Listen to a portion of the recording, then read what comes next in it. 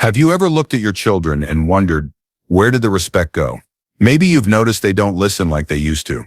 Maybe they roll their eyes when you offer advice, dismiss your feelings, or make decisions about your life without even asking for your input.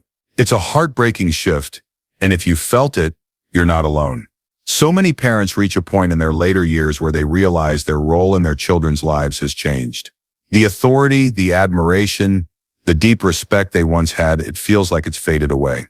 And when that happens, it can leave you feeling hurt, unappreciated, and even powerless. But here's the thing. Just because the respect seems to have disappeared doesn't mean it's gone forever.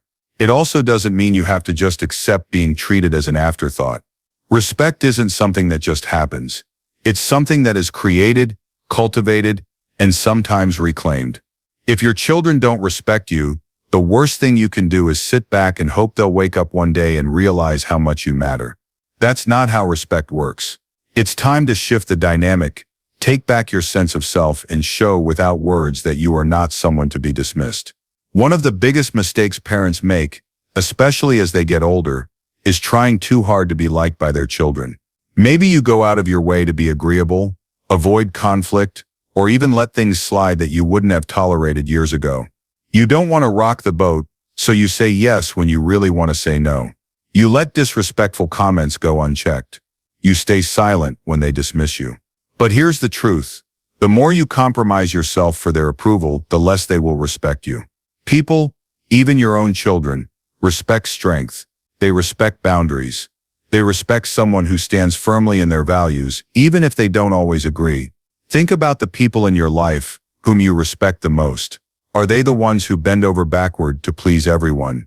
Or are they the ones who have a quiet confidence, who know who they are, who don't let anyone, family included, walk all over them? If you want your children to respect you, you have to start by respecting yourself. That means speaking up when something doesn't sit right with you. That means setting limits on how you allow yourself to be treated. That means being willing to say, I love you, but I will not tolerate being spoken to that way. This isn't about being harsh or shutting them out. It's about making it clear that your feelings, your time, and your presence are valuable. If your children are used to you always being available, always saying yes, always putting their needs above your own, they may not even realize they've stopped appreciating you. The moment you begin valuing yourself, something shifts. They may resist at first, they may push back, but deep down they will take notice. Now, what happens if you've tried setting boundaries, but nothing changes? What if they still ignore you, dismiss your concerns, or treat you as if your thoughts don't matter? That's when you have to stop focusing on them and start focusing on yourself. So many parents, especially later in life, make their entire world revolve around their children and grandchildren. It's understandable. You've spent decades raising them, supporting them, being there for every milestone. But if you make them the center of your world and they don't treat you with respect, where does that leave you? It leaves you feeling empty, waiting for scraps of attention, hoping they'll one day recognize your worth. That's no way to live.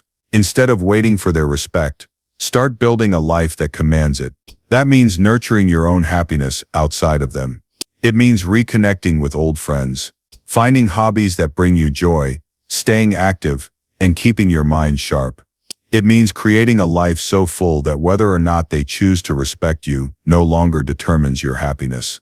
Ironically, when you stop chasing their validation and start fully embracing your own life, that's when they often begin to see you differently.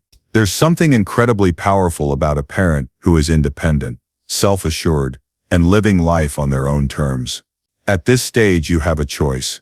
You can either continue hoping they'll change, waiting for their respect, feeling resentful when it doesn't come, or you can take back your power. You can choose to stop seeking their approval and start embodying the kind of self-respect that makes others take notice.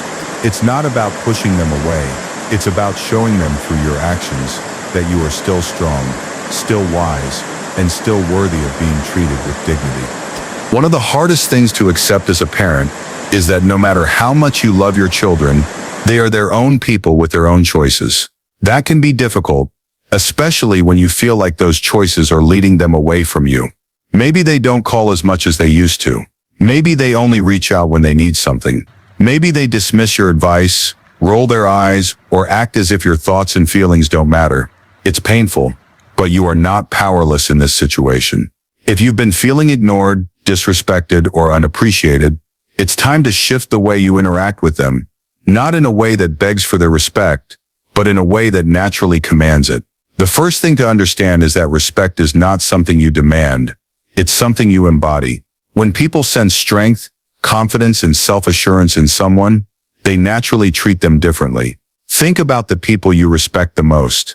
Are they the ones who constantly remind others of their worth, who beg to be noticed, who try to guilt-trip people into treating them well? Or are they the ones who simply carry themselves in a way that makes it clear they will not tolerate anything less than being treated with dignity? If you want your children to respect you, start by showing them, through your actions, that you respect yourself.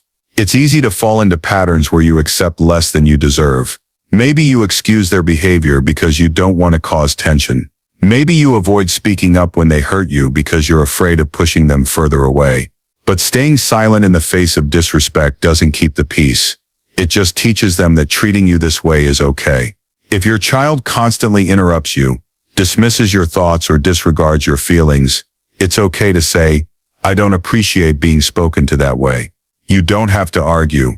You don't have to yell. You simply have to make it clear that you will not engage in conversations where you are not treated with respect. That alone shifts the energy. It's also important to recognize when you're holding on too tightly to the idea of being needed. A lot of parents unknowingly put themselves in a position where they rely on their children for their sense of purpose. Maybe you're always the one offering help, always stepping in when they're struggling, always making sure you're available at a moment's notice. That kind of unconditional love is beautiful, but if it's not balanced, it can lead to resentment. If your child starts to see you as someone who will always be there, no matter how they treat you, they may take you for granted. It's not necessarily because they don't love you, but because human nature is such that we value what we have to work for. If they know you'll always be there, always saying yes, always dropping everything for them, they may not think twice about whether they're treating you with respect. Pulling back doesn't mean cutting them off. It means shifting the balance so that you're no longer the one chasing the relationship. If they always expect you to be the one reaching out, take a step back and see what happens when you don't. If they only call when they need something, let them know, kindly but firmly, that you'd love to hear from them just to talk, not just when they have a problem to solve. If they don't invite you to things, stop waiting for an invitation and start filling your life with your own plans. The more you cultivate a life that doesn't revolve around them, the more they will begin to see you as someone to respect, not just someone who exists in the background of their lives. There's something powerful about a parent who is living life fully. Imagine your child calling you, and instead of hearing, "I've just been sitting at home waiting to hear from you," they hear, "Oh, I just got back from a wonderful lunch with friends," or "I've been busy taking a class, learning something new." That changes the way they see you.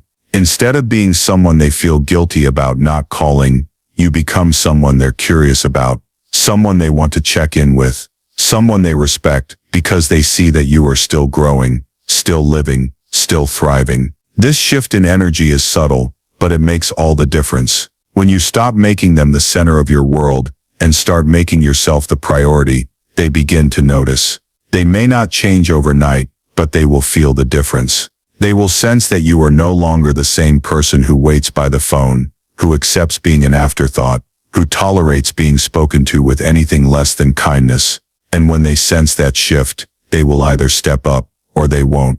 But either way, you will have taken back your power. And that's the key to all of this. Taking back your power isn't about forcing your children to respect you. It's about stepping so fully into your own sense of self-worth that whether they do or not becomes secondary. That's when real change happens, not just in the way they treat you, but in the way you see yourself. One of the hardest things to accept is that no matter how much you give, how much you love, or how much you sacrifice, you can't control how others treat you, not even your own children. But what you can control is how you respond. That's where real power comes in. When your children don't respect you, it's easy to fall into the trap of trying to earn their love, trying to prove your worth, or even pleading for the respect you deserve. But that only puts you in a weaker position. Respect isn't something you beg for. It's something you create through the way you carry yourself, through the boundaries you set, and through the way you show, not tell, people how to treat you.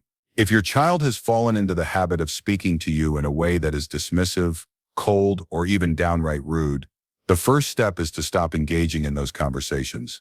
When you argue back, when you try to convince them that you deserve better, you're playing into their energy. Instead, shift the dynamic. If they make a hurtful comment, don't snap back. Simply pause, look them in the eye and say, "I don't speak to you that way, and I expect the same in return." If they continue, remove yourself from the conversation, not angrily, not dramatically. Just calmly and firmly, letting them know that you will not stay in a space where you are not treated with dignity. The moment you do that, you're no longer feeding into their behavior. You're making it clear without begging, without fighting, that you demand respect. This approach isn't always easy, especially when emotions are involved, but the more you reinforce the standard of how you expect to be treated, the more they will notice. Maybe not right away, maybe not even in a week or a month, but over time, as they realize that the same patterns no longer work, something will shift. They will either rise to the level of respect you require, or they will stay where they are. And if they stay where they are, that tells you everything you need to know. But here's where it gets even more powerful. The way people treat you is often a reflection of what they believe about you. If your children see you as someone who is always there, always available, always sacrificing, they may unconsciously assume you'll tolerate being an afterthought. But when they see you thriving, when they see you engaged in your own passions, when they see that you don't need them to validate your worth, their perception of you changes. Think about it. Imagine you have a friend who is always complaining about being lonely, always waiting for people to reach out, always hoping to be included. Over time, their energy starts to feel heavy. You don't feel drawn to them, you feel a little drained. Now imagine another friend who is full of life, someone who is always learning, always trying new things, always radiating confidence and self-respect. So you want to be around them. Their presence is magnetic. The same thing happens in parent-child relationships. When you shift your focus away from trying to get respect, and instead start embodying the kind of person who naturally receives respect, the entire dynamic changes. That means making your life bigger than just them. If you've been waiting for their approval, stop waiting. If you've been putting your own needs on hold just to be available for them, start prioritizing yourself. If you've been accepting a dynamic that makes you feel small, start making choices that make you feel full. Keep that class you've been thinking about. Rekindle old friendships. Travel, if that's something you've wanted to do. Learn something new. Create a life that feels abundant. Evolve not for them, for you. Because the more you respect yourself, the more they will too. One of the most surprising things about this shift is that when you finally stop waiting for your children to change and instead focus on your happiness, they often do change. Maybe they start calling more. Maybe they start listening differently. Maybe they start realizing they miss the deeper connection with you that they've taken for granted. But even if they don't, something even more important happens. You stop needing their respect to feel fulfilled. And that is the most powerful place you can be. At this stage of life, you've spent decades caring for others. You've poured your heart, your energy, your time into raising your children. But now it's time to pour back into yourself. It's time to step into your own power.